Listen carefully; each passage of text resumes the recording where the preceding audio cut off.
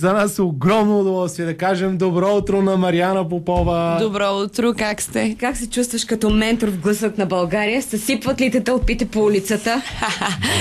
Аз знам защо ме питаш това. Имахме си ние с Боги предварителен. Митична история, че наистина са те изкарвали от градове в страната, от Търговище май беше с полиция. Точно така. Ама виж сега, значи много е хубаво. Няма да се оплаквам от това нещо. Просто искам да призова феновете някакси да са по-организирани и кротички, за да мога да им дам автографи. Тежи ми, че не мога да стигна до всеки. Разкажи повече подробности. Имаше много хора, които искаха да получат автографи, но еуфорията от концерта, радостта, че ме виждат, нали знаете, медията е нещо сериозно, особено телевизията. Да. Образите леко се преекспонират и тази еуфория ги караше да се блъскат и нямаше как аз да дам автографи. Тежи ми, че не можах да обърна внимание на всеки един от тях. Те ме предупредиха, хората на реда, че ще ми е трудно да дам автографи, въпреки това се опитах. А тя сърдечна. Видявам дечица, иска да им... Не, това е страшно мило, защото аз до този момент такова внимание не съм получавала. Това е истината. Как се чувстваш? Да. Гласът на България върви много добре. Продължаваме да търсим индивидуалност. Призовавам зрителите да гласуват за индивидуалности, а не за имитатори.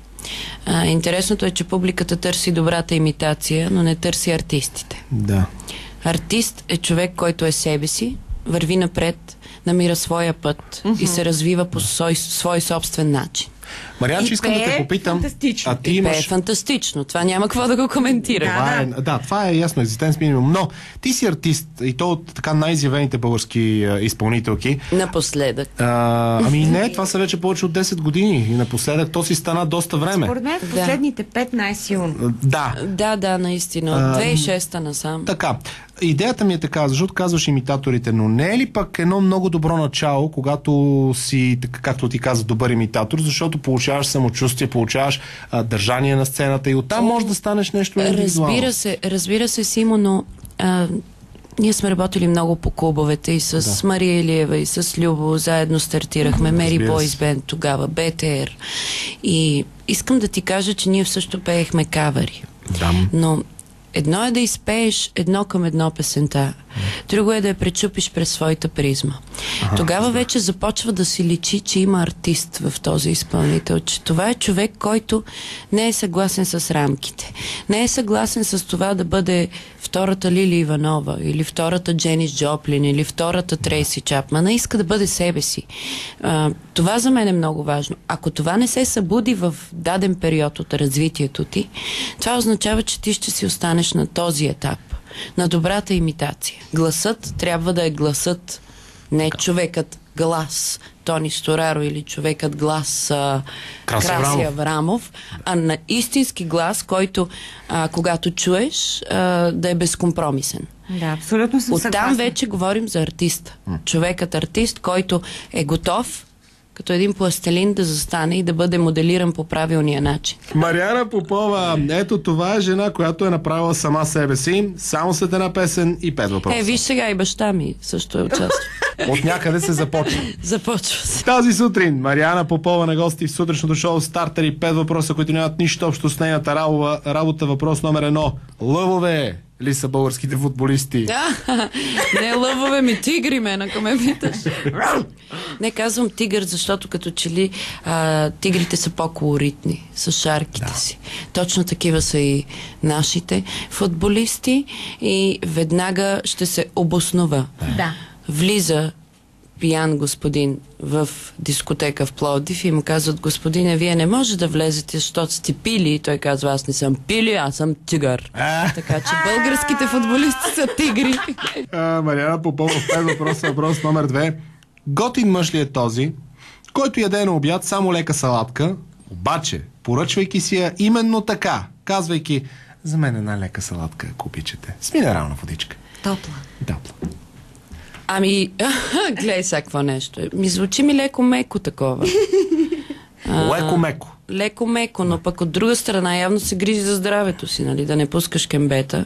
Макар че пък под голям камък голяма риба се крие. Така че много ти е двусмислен въпроса, не знам как ти отговоря. Извинявай, твоето не беше никак двусмислено, под голям камък. Според мен истинския мъж трябва да си мирише на Кон, барут и чорапи. Нали така? Кон, барут и чорапи. Точно така. Супер. Мариана Попова на гости в 5 въпроса. Въпрос номер 3. Какво правеше ти, когато имаше режим на тока в края на 80-те? Какво правех? Не си спомням какво е било 80-та година, значи... Края на 80-те имаше пак режим. Режим на тока. Аз си го спомням аз. Аз спомням, даже в началото на 90-те имаш. Имаш и в началото на 90-те, да. Аз съм била много малка Да. и не знам какво съм правила. Какви сте първите съзнателни спомени от детството ти? Плачех, че трябва да хода на детска градина. Много плачех за мама. Да. Това ми бяха първите спомени. Мариана Попова е на гости в 5 въпроса. Въпрос номер 4. Кое се гледа по-лесно? Плодовете или зеленчуците? Това ти въпроса. Зеленчуци, който не яде. Не знам. Представям си го, когато го консумирам. Въобще нямам никаква идея, човек. И ако може да е Не знам. грозда, и ако може гроздото да е вино. Да. И вече Не, влезе в чакай лична малко. територия. Чакай сега за виното да поговорим. Аз предпочитам гроздето прясно. Това казвам. И като кажа на сомелиерите тези неща, и те много се отчаиват от мене. Добре, Мариан, че аз имам един обаче конкретен въпрос. Да, Какво слушам. правиш с малките костилчици, които са Гълташ ли ги? семето? Плюеш ли ги или ги гълташ? Както дойде. Имах предвид, че аз имам голяма уста, понякога не ги усещам. При мен положението е тежко. А по колко можеш да събереш в устата си грошчета? Не съм броила, но, например, успешно побирам бутилка от минерална вода от задната й част. Но искам да ви кажа, че има един Калин Вельов, който побира халба от бира. Така че въобще не съм актуална вече. Наистина. Не знам колко грозди. Може би една чепка ще успея да... Българските изпълнители имат големи усти. И това е добре. Мариана Попова отговаря на 5 въпроса. Как би довършила изречението "Осмелявам се да"? Осмелявам се да бъда себе си. Осмелявам се да казвам истината, дори да е неудобна. Осмелявам се да кажа, че Бойко Борисов не ми харесва. Осмелявам се Само да да... ти припомня, че вече има меча на Конан Варварин. Браво, страхотно. Главичката ти мога да литне като на глухарче, както ми говориш ти. Добре. Сега какво да правя? Каквато ми е съдбата, такава. Ако ми е съдбата на Васил Левски, ще си я издържа и това. Ние те обичаме не само вече като изпълнител от много време, така че каквото и да правиш... Ние сме си приятели. приятели, всичко е с връзки, така че тия неща са ясни. Така.